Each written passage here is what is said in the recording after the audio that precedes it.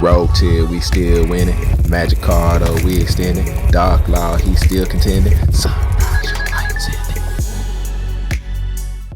Yugi peoples, welcome to the commentary. I know it's been a while. You know, it's a tier 0 format. I'm trying to decide what I wanted to do, what I wanted to play in it. And actually, in the last tournament we played in, we ended up losing in top 4, but we did play once again with the branded heroes. As y'all see, starting off here, my opponent, very familiar with my deck, going second. So he actually made me go first this game. So not only was he familiar with me going second, but his deck is also like modified to a going second deck. So yeah, just kind of ended up being a bad, horrible kind of idea for me. But we're going to start it off with some branded stuff here, because that's pretty much like my best stuff that I can do going second. Of course, we're going to do Mirror Jade here. We're going to go ahead and get the Dramaturge to our hand, you know, which kind of signifies that I'm going for the branded in red, so that, you know, during his turn, I can go ahead and bring out the Dramaturge with the branded in red and, you know, just be able to do a couple of things. Had to pitch the Super Poly here. And during the end phase, I'm going to go ahead and banish the Aliber by sending the Albion, which is one of the reasons why I am playing 2 of them off in there, because you never know when you get into situations like this. So now, you know, pretty much we got 3 back row back there. One of them being branded in red. I do believe one of them is Super Poly. We got 2 cards left in hand, and we got the Mirror Jade on the board. So now we're just trying to wait and see what he has. And I did not know he was playing a going second deck. And it just ends up, you know, kind of being one of those situations where, yeah, this is about to turn really bad really fast. Y'all see me opening my pack. I didn't pull anything. He goes battle phase, and there goes the evenly matched. So I'm just going to throw away everything pretty much except for the branded in red. I figured like that's the only chance that I have. And he also has the lightning storm, so I have to chain the branded in red. No response. We're gonna add back the tragedy to the hand using tragedy and dramaturge to go ahead and make the masquerade dragon. We're gonna get our search with tragedy to go ahead and add the Aliber, and then we're going to special summon the Dramaturge to the board. So now he has to be careful with how he activates his life points, and we still have a negate on the board. So the branded in red came out pretty good. Like, one of the things like also in this tournament is like my sleeves were like really messed up. It's really time for some new over sleeves. Y'all might see me switching them in and out. I think I got to record like 3 duels, but this duel, including like a couple of other ones, like my phone just sucks when it comes to recording. Like, this video ended up getting cut off in game 3.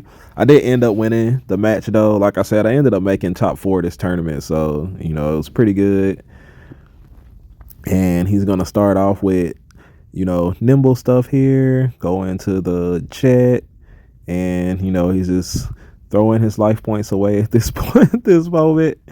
And like I said, I still had a Dramaturge on the board, so when he brings out that first, you know, XYZ or Link Monster or whatever it is, you know, depending on what he's trying to do, I do have that negate.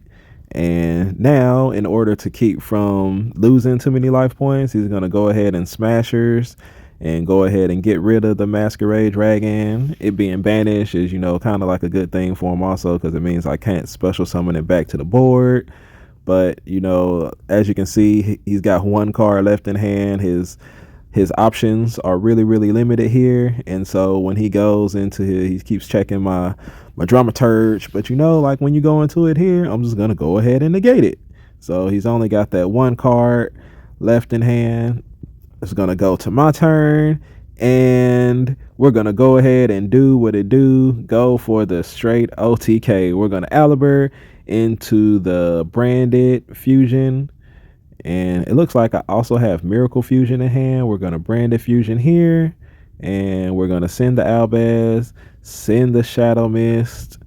We're going to make the Lubellion. We're going to get the Shadow Mist effect.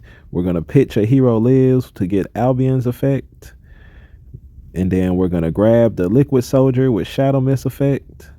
Then we're going to use Lubellion to banish Oh, well, we're going to use the Lubellion to bring out our other Albion, which is, like I said, one of the reasons why I run 2, because you never know when you end up having to go second.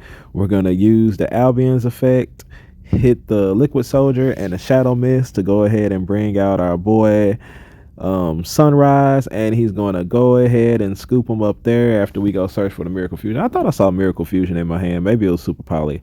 But, yeah, we go ahead and get that game, even though we were forced to go first, and he opened up evenly matched Lightning Storm. We were able to get there and win the game some kind of way. So after taking into consideration the results of the first match, he's gonna go ahead and decide to go first in this match. And you know, shout out to Joe Jarte for letting me use his Egyptian god Comic Con mat. It's pretty cool mat. I liked it. You know, it probably, yeah.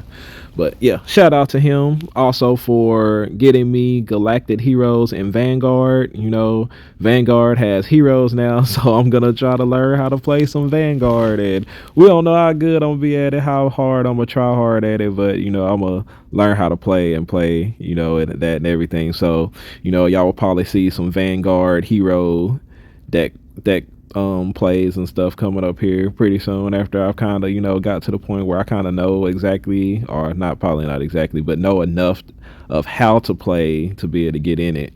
So as you can see, my opponent, you know, on Sprite decided to go first, and he's got a lot going on here. He's gonna start, you know, comboing off. I'm just gonna set my hand down, you know, like some decks when I play against them, you know, I kind of hold my hand in my hand, like maybe I have an interruption. But you know, we've met this dude, as you know, we've met many times, so he pretty much knows what's going on here. And I didn't know that they had a new link monster that can basically send this thing and be able to get them into some Nimbles. So yeah, this deck is even better than it was before, kind of crazy. So he's gonna bring out that new link monster, drop the whatever that thing is, to go ahead and summon some beavers to the board. He's gonna use them to make the old guy. So yeah. And yeah, this is bad. I don't know what none of these cards are named. I just kind of recognize their pictures and what they do. I know that's a frog, that's a frog, that's a swap frog. So he's gonna special summon the swap frog and up something that I can't see off the camera. Link those into the sprite that brings the ones back. He's gonna use those to go ahead and make totally awesome. And yeah, apparently I think that link monster has some kind of negate or something too, maybe. I don't know. I know it pretty much does something because he left it out on the board. And he's gonna set some back row here, 3 back row to be exact. And you know, it's just kind of like the bad thing about playing a going second deck is just like when they have like crazy monsters and then they have like crazy back row, it's like, dang, I hope I drew Rageki and Lightning Storm or Feather Duster and Dark Hole or something. So trying to take into consideration everything that he has here, trying to figure out the best approach. But of course, that first approach, it definitely has to be a Hero Lives, because I have to get that out there first before I actually like start trying to do anything that brings out any monsters. I'm gonna go ahead and Hero Lives, get Stratos out there. Stratos goes ahead and gets impermed there. Can't do anything about that, I don't think. So we're gonna go ahead and activate Branded Opening. Try to get this Aliber out to the board. See what he's gonna go ahead and negate and do here.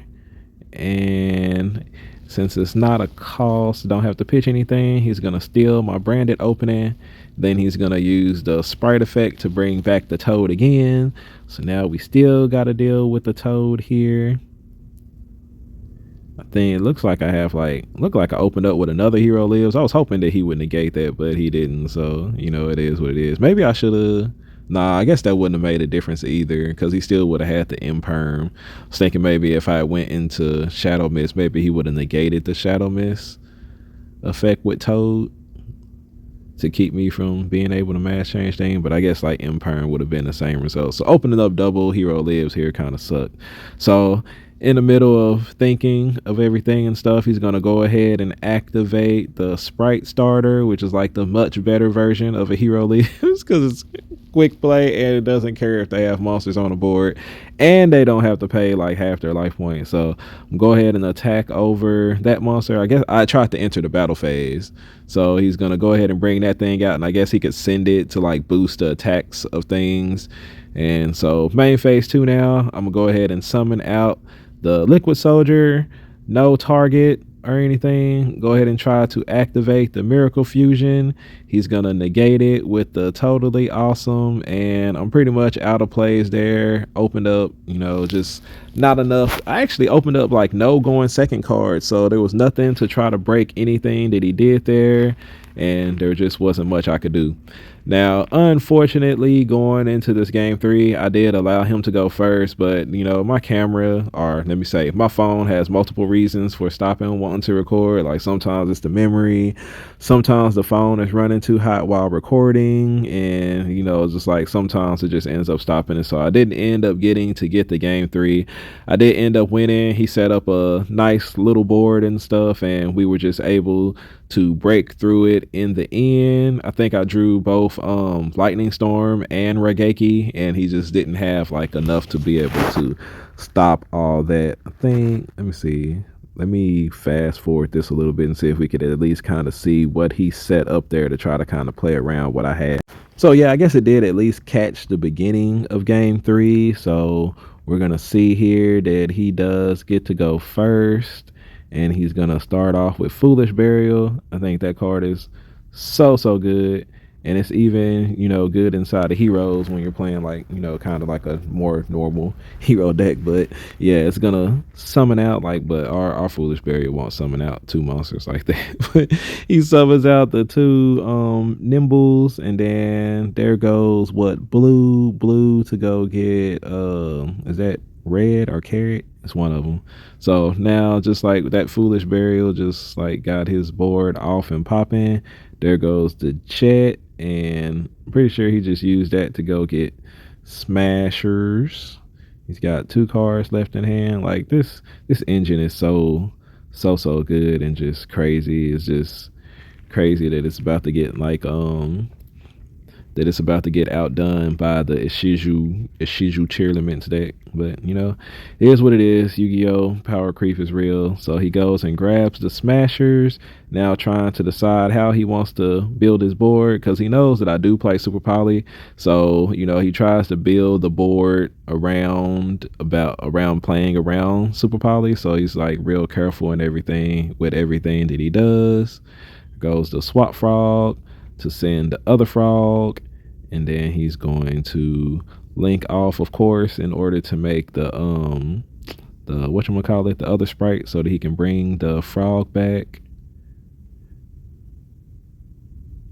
Yeah, just kind of he wants to make sure he plays around Super Poly, because I think like in the tournament that I ended up winning with this deck, I played against him in the semifinals, and I think like both games I super polyed him, or no, I know at least one of them I super polyed him, but that was just kind of like it.